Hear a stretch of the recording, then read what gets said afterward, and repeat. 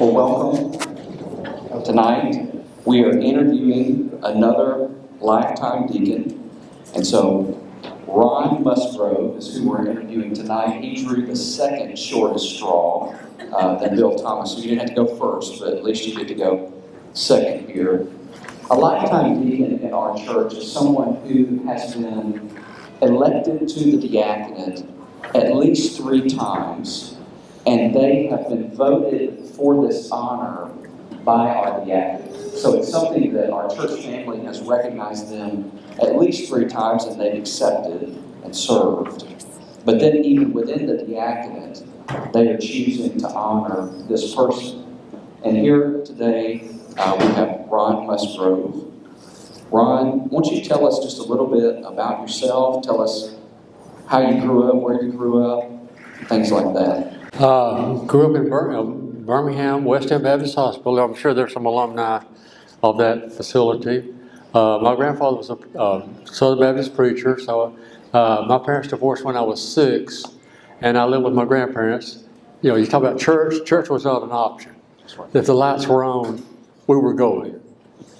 And my grandfather, Lassie used to come on Sunday afternoon at 5. At 5:30, Granddad said, "It's time to go to church." Right. I never knew how Lassie ended.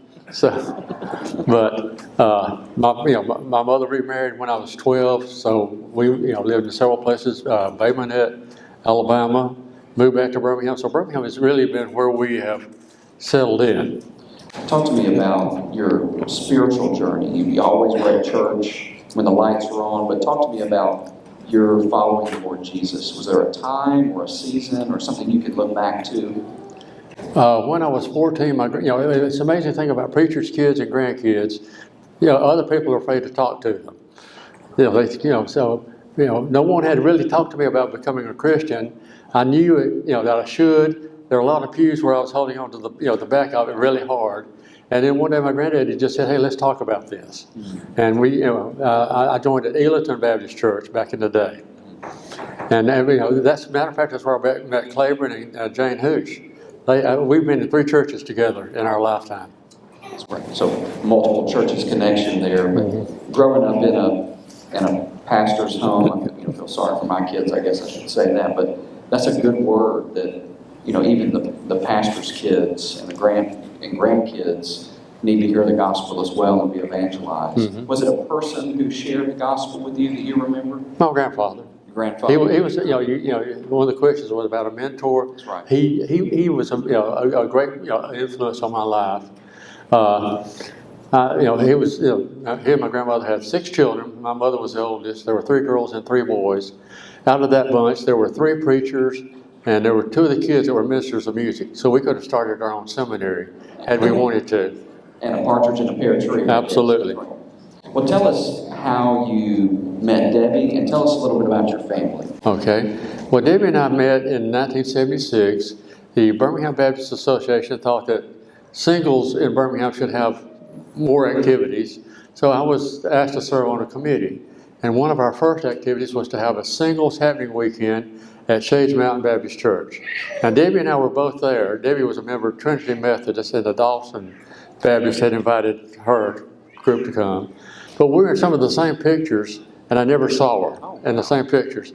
In July, we had an event at Woodlawn Baptist Church, a skating thing. And I don't roller skate.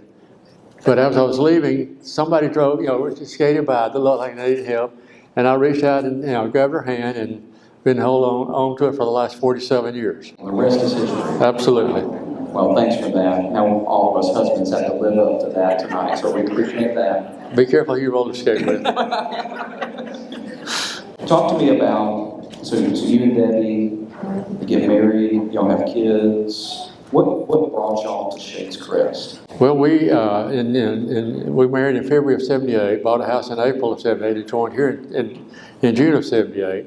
We looked at Shades Mountain, but it was just, we didn't fit. We looked at Vestavia Hills Baptist, didn't fit. Somehow we heard about Shades Crest, it came, and we fit. We've been here, ever since. Talk to me about, you've obviously raised your family here at Shades Crest, but talk to us a little bit about how Shades Crest has been family family to you, or how you see Shades Crest as family?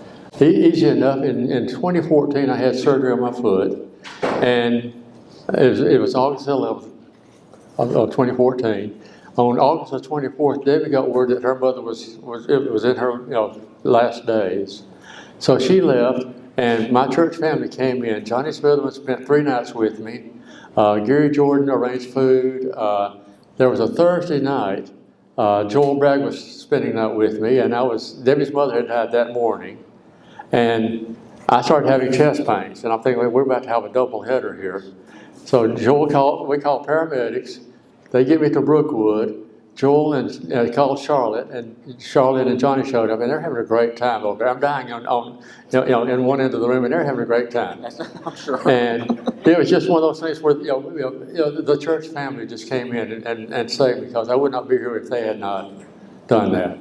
But not only in a time of need, but also to make light and to make lighter a heavy burden that you're carrying at that point. I told Joel, said, run red lights, speed, I don't care what else, I'll pay for your speeding tickets, give me to the hospital. But, so you're being here honored as a lifetime deacon, and we've said that that's someone who served at least 3 times and has been voted on by the diaconate for this honor. What's it meant for you to be a deacon? Well, when I first started out, and I was ordained at Burning Points in 1972, and the word servant was not emphasized that much. And the Southern Baptist started a family deacon ministry plan. We were supposed to visit 10 families or whatever, and I had families. So I got used to doing things. I remember one visit I made to the hospital. I'd had one of those awful days, and this man I was visiting was in his final days, but he lifted my spirits that day, and I left the hospital a whole lot better than I had entered. And so it just comes down to serving, and there are plenty of opportunities to serve.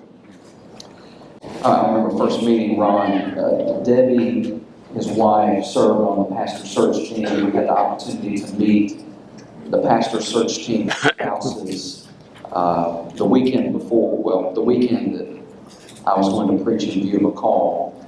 And I got to meet Ron. He introduced himself. If you know Ron, you know everything I'm about to say is true. Ron has this way of being warm, welcoming, easy in conversation, but also persistent in inviting and welcoming. So much so that I don't have to worry about any visitors that sit in Ron's section, because I know he's going to invite them to something at Shades Crest. And I think you just embody that servanthood and that welcoming. And you've done that from the moment I met you. I was very interested to hear, your past life of working at McDonald's. But what has been even greater to see of Ron is his humility and his warmth and his kindness. We sit down here, we might check in before this, and Ron says, I'm feeling a little uncomfortable. And I'm thinking, oh no, okay, everybody gets a little uncomfortable whenever they get up in front of people. He said, no. I'm fine being up in front of people when I'm talking about Jesus, but talking about myself is not the point. And I think that also shows to your humility and your servanthood before us. As you think about serving as a deacon, you have obviously had many opportunities to do that. What would you say to us here as we're thinking about voting on those who would serve as our diaconate, within our diaconate? What would you say to us as a word of encouragement as we consider our diaconate? Well, several years ago, I was chair of the nominating committee, 2 straight years as a matter of fact, and one of the men that we were looking at, in asking to serve, was a man by the name of Royce Bryant Sr., and there are some of you who really know. And when I called him up, I got an immediate yes. And the next time I saw Mr. Bryant, he gave me a 6-page written resume of all of his jobs. He was so thrilled. But the thing that he said, I can't do as much as I used to, but I'll do as much as anyone else. And that's the thing, is that we can all do something. There's no reason to sit on the sidelines or just watch. I've heard people talk about how they don't like the way they are running the church. And you want to say, well, get up and do something then. Be a participant of it, even if you don't have the title. And that's something that's interesting to see when we think about our diaconate. You know, oftentimes we think of it backwards. We actually want to vote and recognize people who are already embodying these servant qualities that we see in the Bible. Rather than hoping that they grow up into these things, we want to see them already embodying it and to then vote them and put them before the Lord and before the congregation in that regard. Ron, any closing words that you have of encouragement or anything that comes to mind? I would just say that, one of the things I learned from my foot surgery was that you can never say thank you enough to everyone. Especially especially to Debbie. I told her thank you about 1 million times, I think, and meant every one of them. A thank you will go a long way. What a good word. Can we say thank you to you? Church, would you say thank you to Mike?